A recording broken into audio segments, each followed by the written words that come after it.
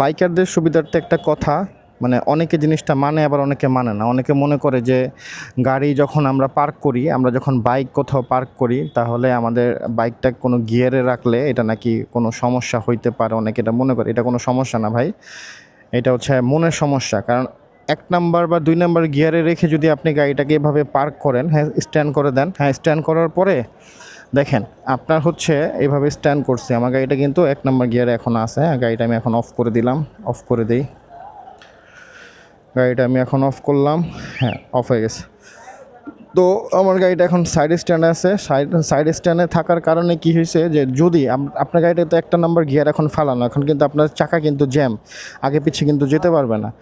কোনো কারণে আপনি এখান থেকে একটু দূরে গেলেন, কোনো একটা গাড়ি পিছন দিয়ে আইসা, কোনো অটো বা যে কোনো একটা কিছু আইসা আপনাকে, বা একটা মানুষই ধরেন এটার মধ্যে এসে মানে ধাক্কা লাগলো বা একটা অকারেন্স হইলো, তখন কি হবে?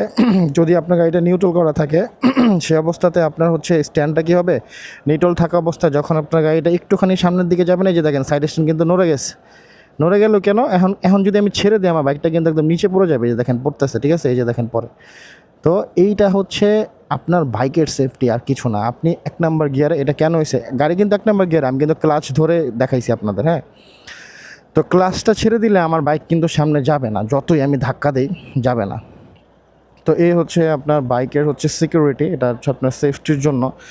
আপনি ১ নাম্বার বা ২ নাম্বার গিয়ারে রেখে বাইকটাকে পার্ক করে যাবেন। পিছন থেকে কিছু এসে ধাক্কা দিলে আপনার গাড়িটা পড়বে না।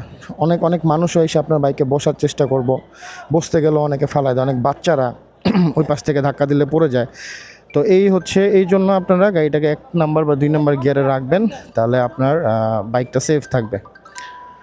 কল আসছে, আবার পরে আরেকটা কিছু নিয়ে কথা বলবো। আল্লাহ হাফেজ।